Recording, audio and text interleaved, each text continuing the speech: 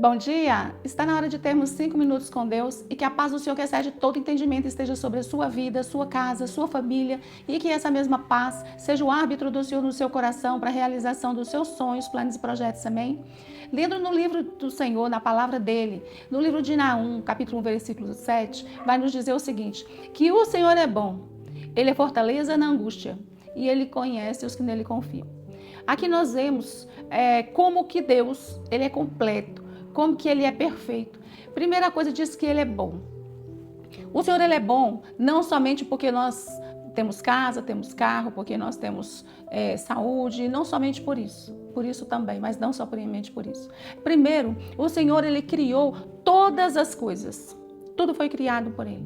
Somente depois que ele criou todas as coisas, que ele criou o homem.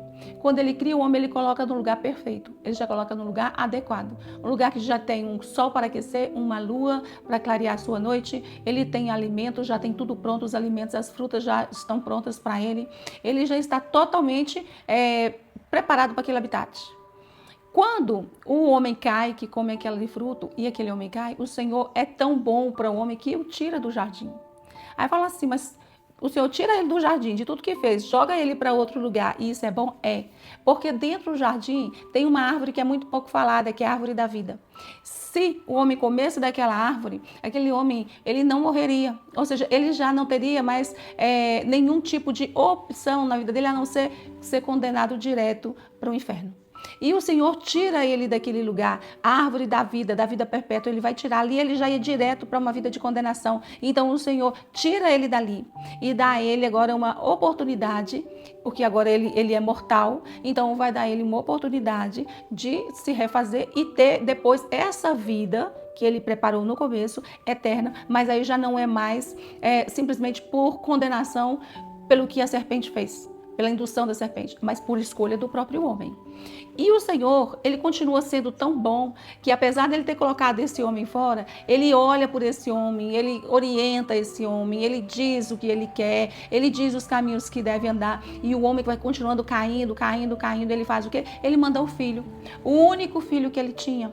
Ele manda Jesus para aquele lugar e Jesus morre por conta dos nossos pecados. E Jesus, ele abre para nós uma possibilidade de chegar até o Pai de uma forma mais simples, mais fácil. Então, o que ele vai fazer? O véu é rasgado, ou seja, o acesso a Deus agora é diferente. Então o Senhor é bom em todo o tempo. Ele continua olhando por nós, ele continua trabalhando em nós. O que ele faz? Ele manda o Espírito Santo morar dentro de nós. Então o Espírito Santo, ele é o balizador do que é certo e do que é errado. Ele nos constrange no que é errado e nos incentiva no que é certo. Por isso a importância de aceitarmos Jesus como Senhor das nossas vidas e como nosso Salvador, mas como Senhor, aceitando que o Espírito Santo nos conduza a esse lugar.